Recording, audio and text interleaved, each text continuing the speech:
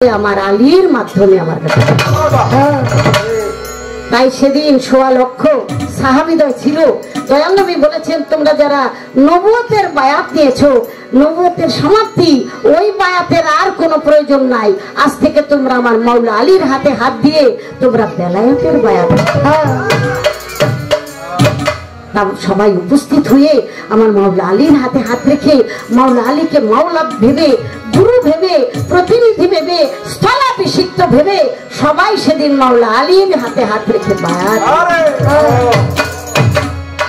পরবর্তীতে গদির লোভে, ক্ষমতার লোভে তখন সেই ওয়াদা অনেকে রাখে।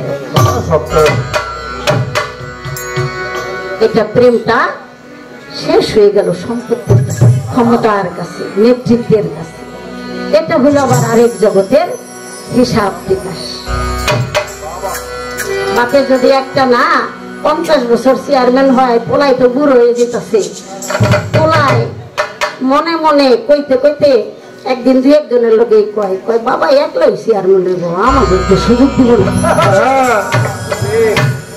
দেখছেন নি ক্ষমতা কি?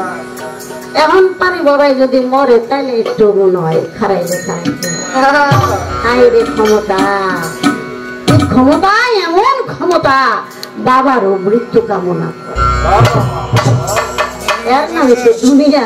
দুনিয়ার নামই হইল নাপাক, দুনিয়ার নামই হইল নাপাক, যাহার নাম দোজখ। এই জন্য আল্লাহ বলেছে, আমি যারে ভালোবাসি এই জাহান্নামের মধ্যে বেশি তারে রাখি। তাই জাহান্নামে থেকে, দোজখের মধ্যে থেকে আমার সাথে তোমরা যোগাযোগ করো। তাই আমি কথাটা এখানে বললাম, আমার মাওলা আলীর কাছ থেকে শুরু হয়ে গেল সেই বেলায়েতের ভাবধারা। এটা চলবে। এটা কার কাছে? আমার দয়াল নবীর কাছেই তো ছিল, দয়াল নবীর কাছে এখনো আছে। যার নাম মদিনায় মনোয়ারা, তার প্রেম ভাবে একটু চোখ বন্ধ করে ধ্যান করেন না, উপস্থিত হয়ে যাবে। কিন্তু ভিতরটা খালি রাখতে হইবে। ভিতরের মধ্যে সোনার লোক, হ্যাঁ এইটা লোক, ওইটা লোক, কয়টা যায় নামাজ নিবেন, কয়টা তসবি নিবেন, কয়টা ওই যে দামি পাথরের তসবি, কয়টা আতর নিবেন, কয় বোতল জমজম কুয়ার পানি নিবেন, কয় ভরি সোনা নিবেন, মাইয়া দিয়া দেব। আরে এই ভিডিও তো তন্ত্র বুঝায় থুইছেন, ঢুকবো কেমনে? প্রেমের জায়গা তো আপনি পরিষ্কার করে রাখেন না, এই জন্য তারে দেখেন না। এগুলি সব জায়গা মুইসা ফালাইয়া দেন, শূন্য করেন, দেখবেন যে আইসা করছে করেন রাগ করেন না। আমরা ৬ নম্বর তো দোকান আছে কাপড়ের, আগেই যাই নামাজের অর্ডার দিয়ে গেছে। এত যাই নামাজটা কি করবেন? হজে যাইতেছে, আইলে আত্মীয় স্বজনদের দিতেইব, কেমনে দিব? কইব কি লইছে ওই মুরাদ তো না। হ্যাঁ, এটা ভাবতে গেলে আমার মাথা ব্যথা করে।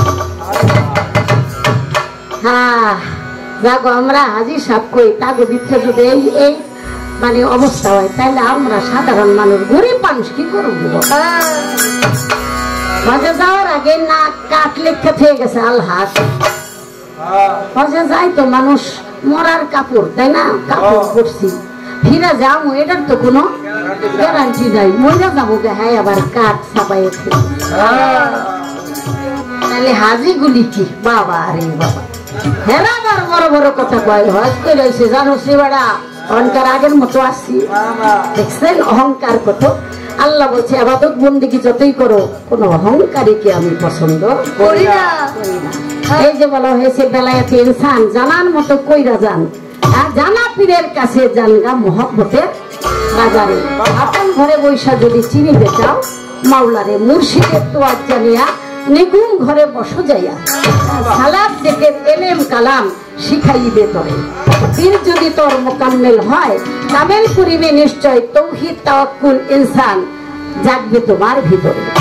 বেলায়েতে কুবরা হাসিল করলো যারা, মজবুত থাকে নিজের ইমানের পথে। বলদ হবে চৈতন্য, মানুষ নয় সে সামান্য, জনম ধন্য করব যাইয়া ওলি আল্লাহর দরবারে। বেলায়েতে আবরার হাসিল করো মন আমার, এমন ইবাদত করো মন বুঝাই তোমারে, যেমন আল্লাহরে তুমি দেখিতেছ, দেখা সেজদা করিতেছ, এমন করে এমন ইবাদত করো যেন আল্লাহও দেখে। তো বলা হয়েছে আমার খোদার রহমত আর নিয়ামত সহি শুদ্ধ ইবাদত করো এমন চোতা পাখি বলি তোমারে। সরকার রশিদ রশিদের হলো কপাল মন্দ, জ্ঞানহীন চক্ষু অন্ধ, পীরের সাথে নাই সম্বন্ধ, পয়রা মায়ার ফের। এই গানটা গাইতে গেলে আরো আধা ঘন্টা সময় লাগবে, এই জন্য আমি কথাটুক আমার বাবাকে বলে দিলাম। বলা তো আমার শেষ, ওই সাধন কইরা নাপাক হয়ে গেল, অভিশপ্ত হইল, সেটা হলো ইবলিস শয়তান। পরে কই শয়তানের কাহিনীটা পরে কই, এটা কইতে গেলে আবার এই আদমের কাছে সেই শয়তান, সেই শয়তানকে, শয়তান থাকে কোথায়? নফস আম্মারায়, যেটা নাবির নিচের বসবাস। এই নফস আম্মারা এটাকে যদি আপনি কন্ট্রোল করতে চান তাহলে কামেলাতুল মুর্শিদের কাছে যান। যখন আপনি ভক্তি দিয়ে দিবেন সেদিন থেকে আপনি গুরুর অধীনে হয়ে যাইবেন, তখন রক্ষণাবেক্ষণের দায় দায়িত্ব মুর্শিদের উপর। মুর্শিদের সেই রূপরেখা সদা সর্বদা আপনি অঙ্কন করবেন। আপনার সামনে বিবস্ত্র উলঙ্গ করে যদি হুরপুরি নাচায় তবু আপনার রতি খণ্ড হবে।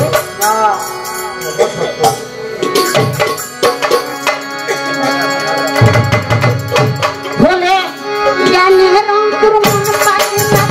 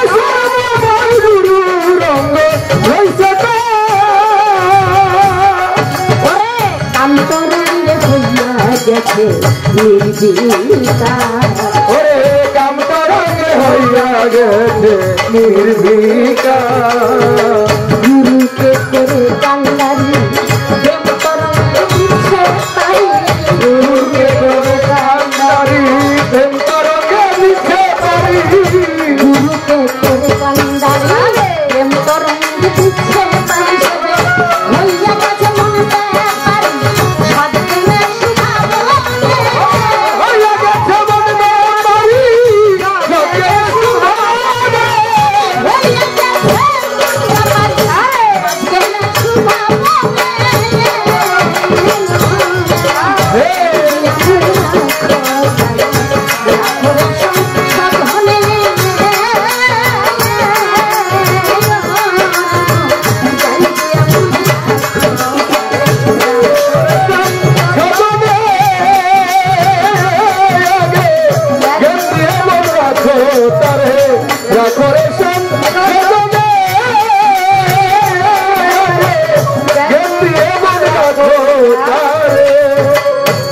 আমার এই গানটাই আসলে শেষ।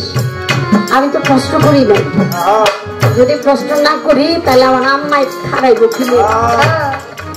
আমি ছোট করে একটা কথা রাখি। আমার আম্মা বলেছেন সেখানে ছিল রুহের সম্মেলন, গানের ছন্দে রুহের সম্মেলন। ওই আলমে আরো আয় গঞ্জে মুক্তি গুপ্ত ধন আগায়, রুহের সম্মেলন। আমার আম্মাকে জিজ্ঞাসা করি, রুহু তো আমাদের পাঁচটা, নাকি পাঁচটা রুহ না আমাদের? সেটা হলো নাবাদি, জামাদি, হায়ানি, ইনসানি, কুৎসি, রুহে, কুৎসি, এই 5টা হলো রুহ। সেখানে রুহের সম্মেলন। আমি জানতে চাই এই 5টা রুহের সম্মেলনই হয়েছিল নাকি একটা?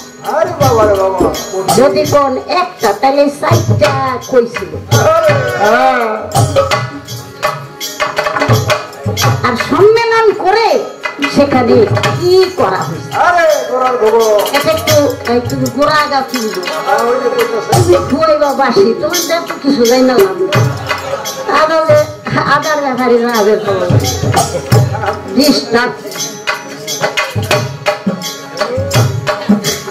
ভালো একটা কথার মধ্যে দিল ক্ষুদা ক্ষুদা। আপনি কথাটা বলবেন। আর আরেকটা কথা আমার জানার দরকার, সে কথাটি হলো যে আল্লাহ তাআলা আমার দয়ালুর উপরে সন্তুষ্ট হইয়া আর কিছুই না 5টা অক্ষর দান করছে। 5টা অক্ষর দান করছে ওই আলমে আরওয়ায়। এই 5টা অক্ষরের উপরেই নবুয়তের অবস্থান। নবুয়তের 63 বছরের যত প্রকারের অবস্থান, কর্মকাণ্ড সবকিছু এই 5টা অক্ষরের উপরে। আমি জানতে চাই সেই 5টা অক্ষরের উপরে নবুয়তের সম্পূর্ণ নির্ভরতা এটা কোন অক্ষর? আপনি বলবেন। আপনি বলেছেন নবী ছিল ময়নার গলার হার, ছিল ময়ূর। আচ্ছা, দয়াল নবী ময়ূর বুঝলাম, এটা কি পুরুষ ময়ূর নাকি না মেয়ে ময়ূর?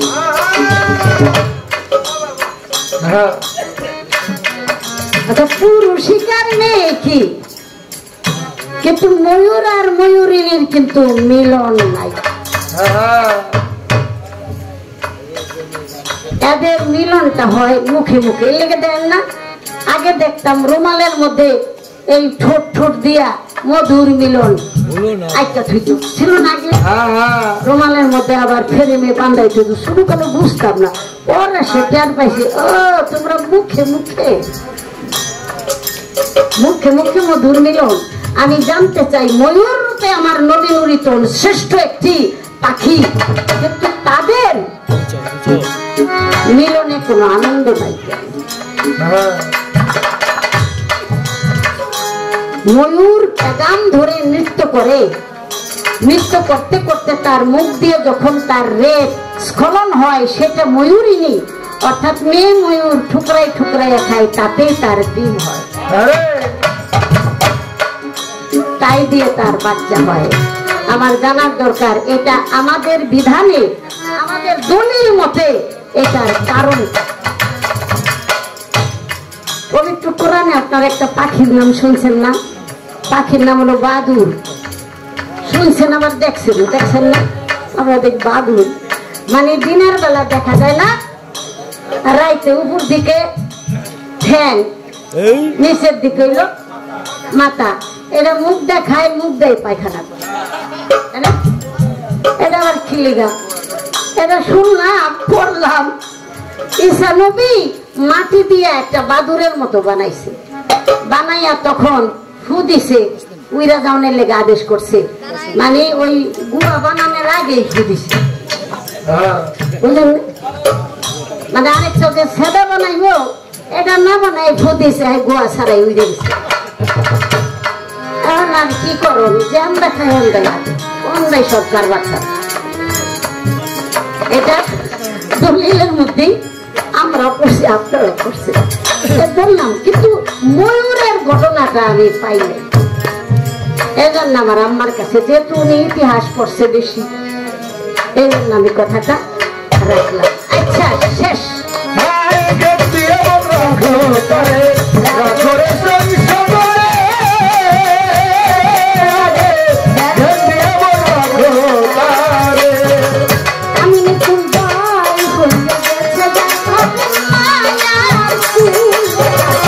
জয় হইয়া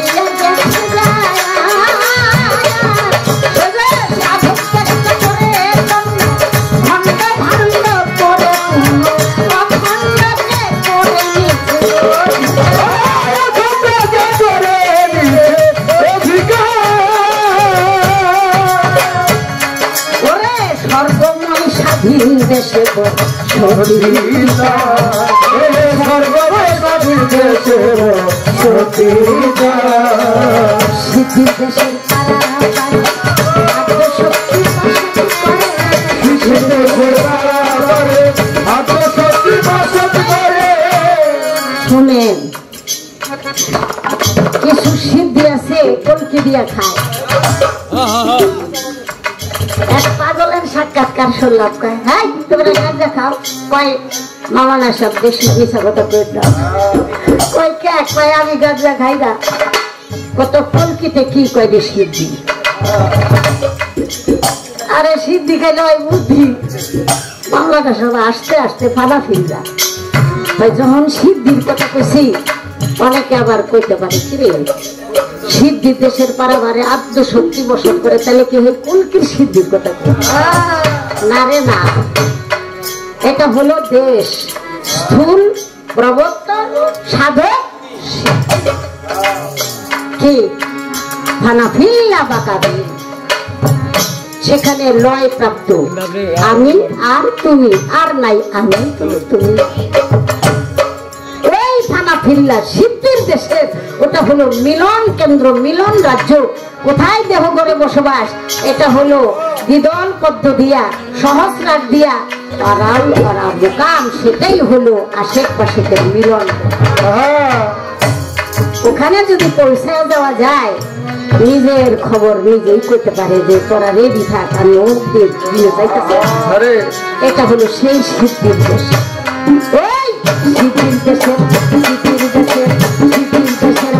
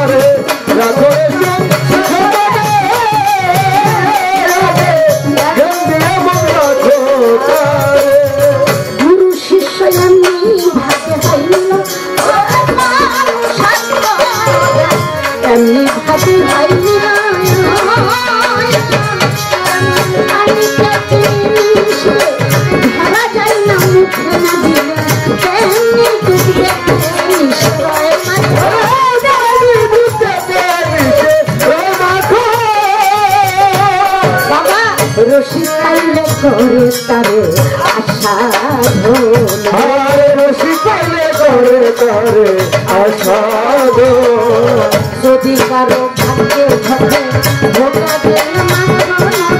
যদি কারো ভাগ্যে যদি কারো ভাগ্যে ভোটা দিলে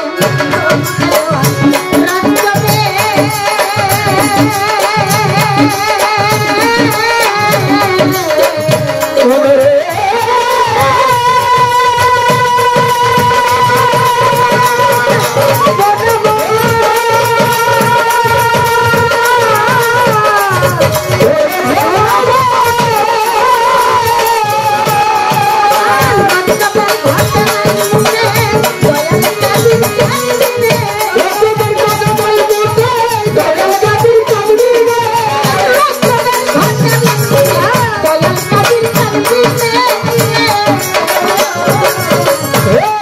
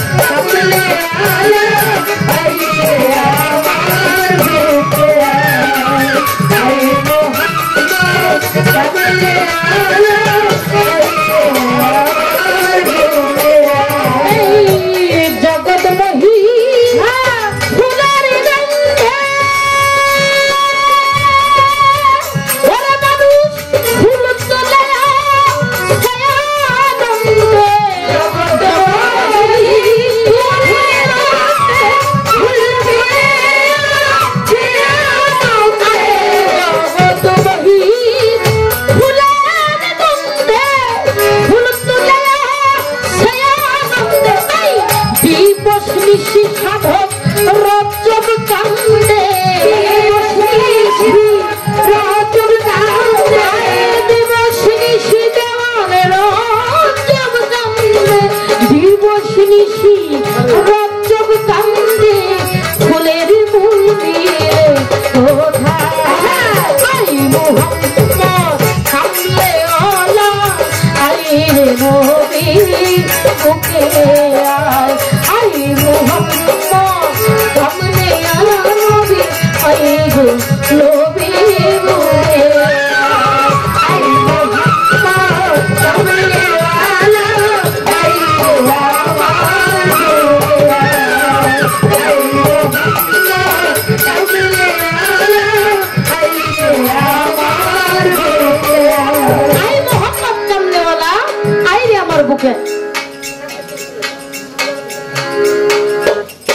ডাকের তর্কিত দাসের শান্তি দমর করে যায়।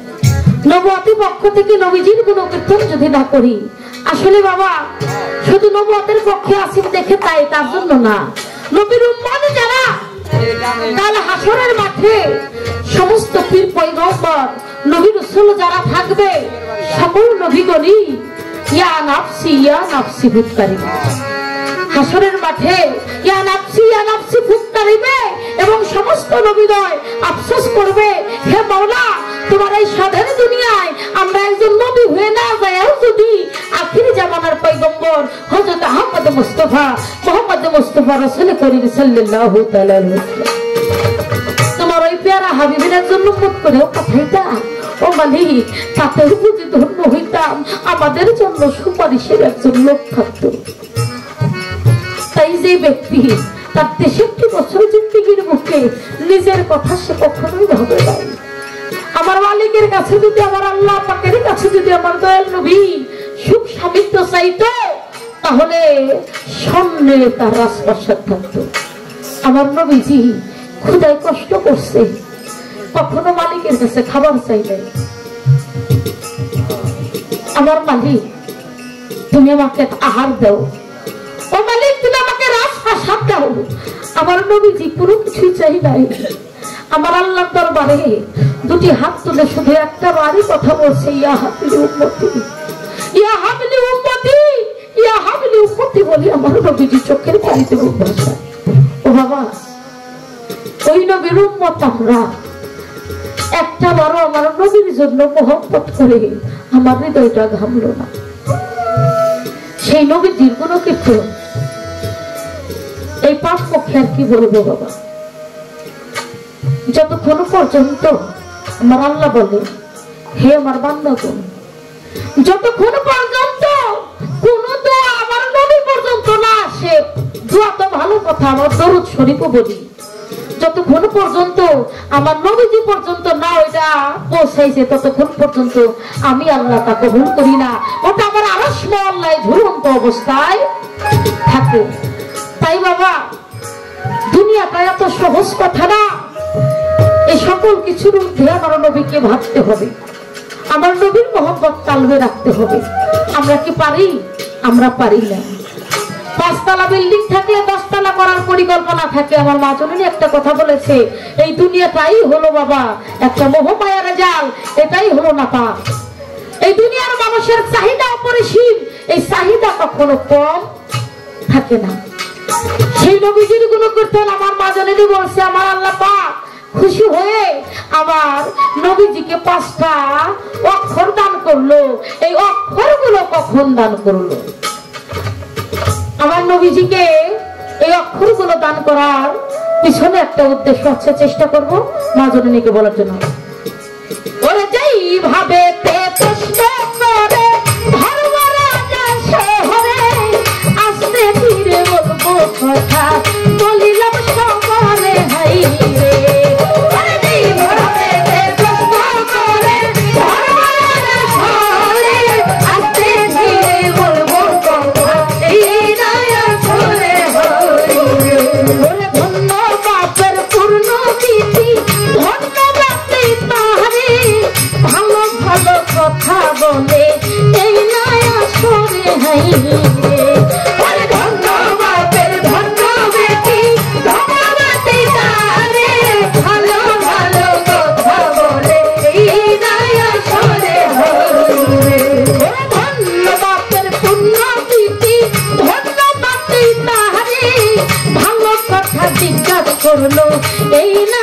শোনে হাই রে কথা বাকি কিছু রাখবো না বাকি কিছু রাখবো না কথার বর্ণনা বাকি কিছু রাখবো না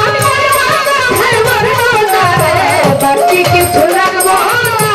আমার কাছে জিজ্ঞাসা করে এই 5টি অক্ষর নবীজিকে কখন দান করা হলো? সেই গুপ্ত ধনাকারে নিজের মধ্যে নিজে নিহিত ছিল আপেক্ষায় পরোয়ার না ছিল তার কোনো দোষর। আপন এসকে ফানা হইল মোহাম্মদ জাগলো আমি সৃষ্টি বাগান করব।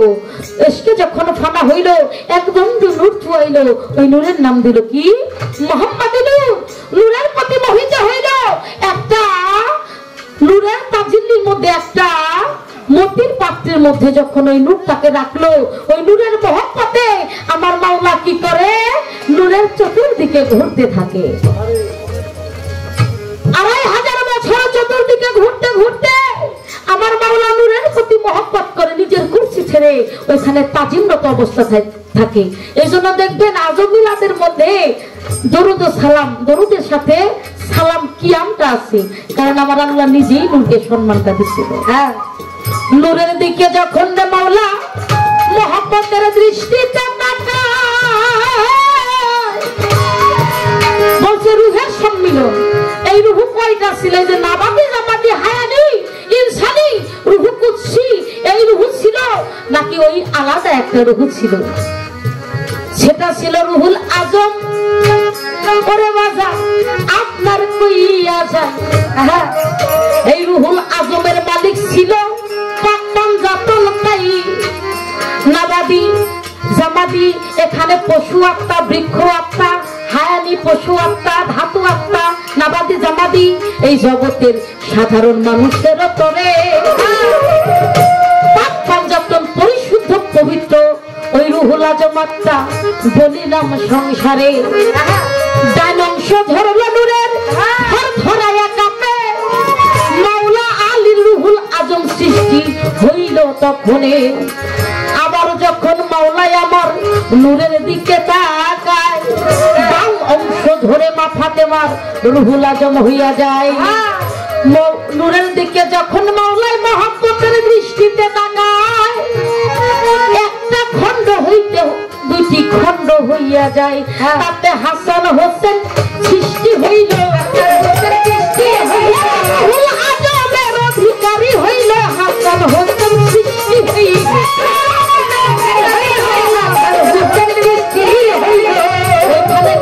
জামাদি ধাতু আত্মা, বৃক্ষ আত্মা, পশু আত্মা কোনো কিছু ছিল না, তাই পবিত্র থেকে মহাপবিত্র উচ্চ শক্তিমানের রুহু ছিল।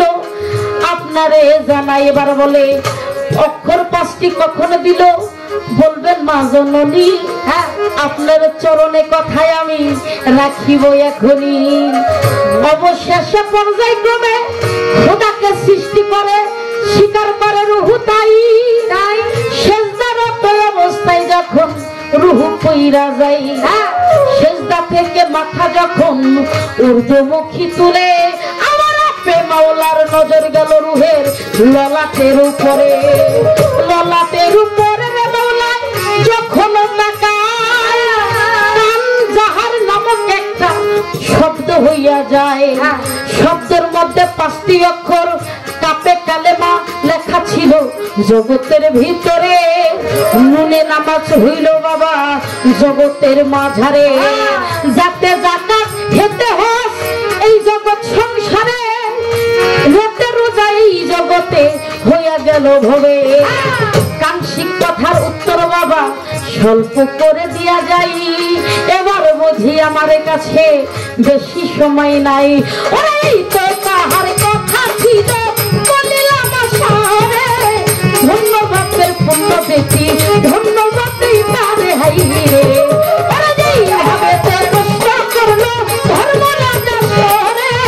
স্বল্প কথাই জবাব দিলাম এই নায়াসরে হাই রে। ছোট্ট করে 2টি কথার জবাব। যেহেতু আমাদেরকে একটা করে বিচ্ছেদ গানের কথা বলছে, এখনো ময়ূরের ময়ূরের লীলা দলিল আসলে কথা একটা বিচ্ছেদ গাই। আমার দরদে একটা বিচ্ছেদের অর্ডার দিচ্ছে, ওইটা আমি পরের স্টেজে গাইবো। সকলকে ধন্যবাদ।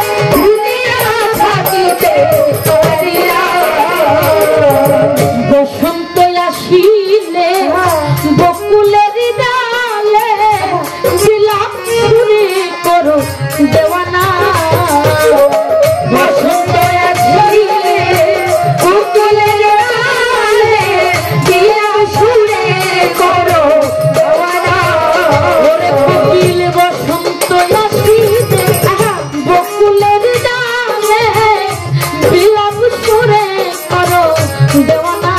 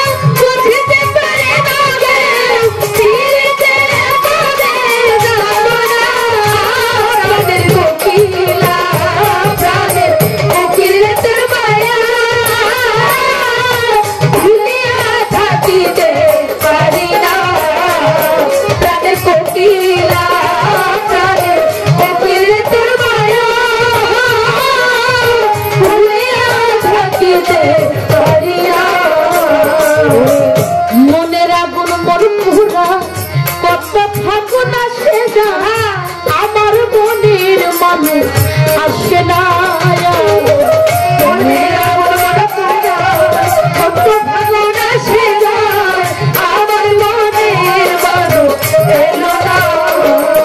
মনের আগুন মন পুরা কত ফাগুন আসে যায় আমার প্রাণীর বন্ধু আসে না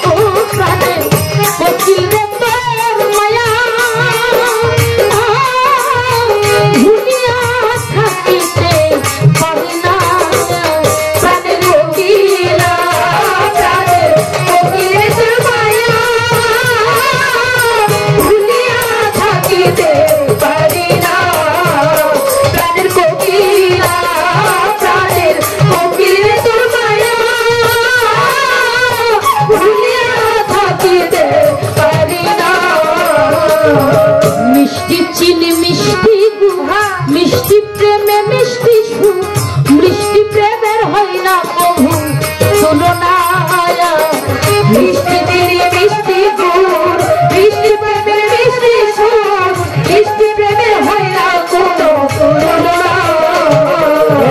মিষ্টি মধু মিষ্টি গুড় মিষ্টি প্রেমের মিষ্টি সুখ মিষ্টি প্রেমের হয় না কবু তুলনা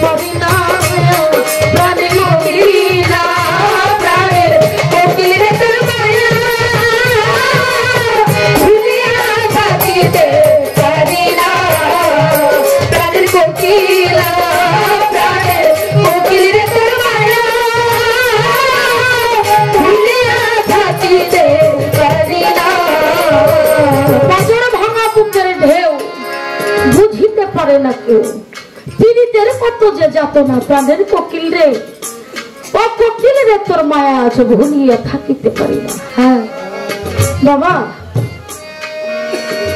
একজন সাধক যখন তার ভাষাটা, মনের কথাটা কলম দিয়ে প্রকাশ করে, এখানে তার সমস্ত কিছু প্রকাশ পায়। এই মানুষের জীবনে হাসি কান্না নিয়ে এই মানুষের জীবন। কি বাবা? হ্যাঁ, মানুষ সবকিছুই ভুলতে পারে, কিন্তু তার স্মৃতির পাতা থেকে যে মানুষগুলো চলে যায়, ওই মানুষকে কখনো সে ভুলতে পারে না। জীবনে অনেক কিছু চলে গেলে ফিরে পাওয়া যায়, কোন মনের মানুষ যদি চিরদিনের জন্য পরম বন্ধুর বাসরে চলে যায়, ওই মানুষকে আর কখনো ফিরে পাওয়া যায় না। মানুষের মায়া কখনো ভুলে থাকা যায় না। এই যে কোকিল পাখি বাবা, এই কোকিল বসন্তর কালে কুহু কুহু সুরে ডাকে, ওই মধুর সুরটা আমাদের ভালো লাগে, আমাদের কাছে মধুর লাগে, যেটা আমরা শুনে শান্তি পাই। আহারে কোকিলের কত মধুর সুর, কিন্তু এই সুরটা যে কোকিলের জন্য কত বড় বেদনাদায়ক, একজন সাথী হারা পাখি কেবল বলতে পারে যে জগতের বুকে একজন বন্ধুকে হারাইছে। যে হারাই নাই সে কখনো হারানোর ব্যথাটা বুঝতে পারে না।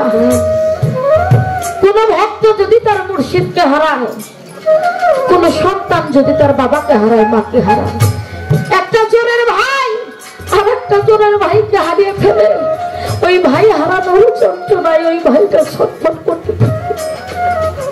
বাবা, ছোটবেলা থেকে এই পর্যন্ত যতটুকু বড় হয়েছি, কত মানুষ আসে যায়, কিন্তু কালো রূপের যে একটা প্রেম মোহব্বত, ওই কালো রূপটা খুঁজতে থাকি, কোথাও পাই না। বাংলার বাউল সম্রাট আব্দুর রশিদ সরকার আমার দাদা যান, তার সাথে সময় দেওয়ার মতো সৌভাগ্য আমার হয় নাই। খুব একটা বেশি যে তাকে কাছ থেকে দেখেছি এমনটাও না, দূর থেকেই দেখতাম, কাছে যাইতে ভয় পাইতাম, ছোট ছিলাম, বুঝতাম না। এখন বড় ইচ্ছা জাগে ওই মানুষটার পাশে গিয়ে বসি, কিন্তু তাকে পাই না। এই জায়গায় পরশ দেওয়ানের অনেক ভক্তরা আছে, পাগলরা আছে। কয়েক বছর হলো সে পরম বন্ধুর বাসরে চলে গেছে। শুধু তাই না, এইখানে বসে আছে আমার অনেক মুরব্বীরা, যারা বসে বসে গান শুনছে, তারা প্রত্যেকেই জানি, তাদের পিছনের দিকে তাকাইলে তারা অনুভব করতে পারে চলার পথে এমন বন্ধু ছিল, যে বন্ধুর হাত ধরে কত রাস্তায় রাস্তায় ঘাটে মাঠে খেলাধুলা করে, আজ ওই বন্ধুর কবরের পাশ দিয়ে হেঁটে এসেছে। ওই বন্ধুকে ডাকলে আর বন্ধু সারা দেয় না, ওই বন্ধুকে ডাকলে আর সারা দেয় না, আর বন্ধু হাতটা ধরে হাতে না। তাই মানুষের জীবন থেকে যা চলে যায়, ওইটা কখনো মানুষ ভুলতে পারে না। আমার দরদি বলছে সাজিব কানে আগে গানটা গাইব। আসলে আমার বাবা আবুল চাঁদ যখন গানটা লিখছে, জানি না তার পুরো প্রেমের মধ্যে একজন নারী, শিষ্য যেজন সেজন নারী, গুরু হলো পুরুষ, স্বামী জগৎ স্বামী। একজন ভক্ত যখন তার মুর্শিদের জন্য সাজে, তার বান্ধবের আশা করে, বান্ধবকে যখন কাছে দেখে না পায়, স্বামী হারা পাখি যেজন, সেই কেবল বলতে পারে যে বন্ধু হারানোর কি যাতনা। সেখান থেকে গান।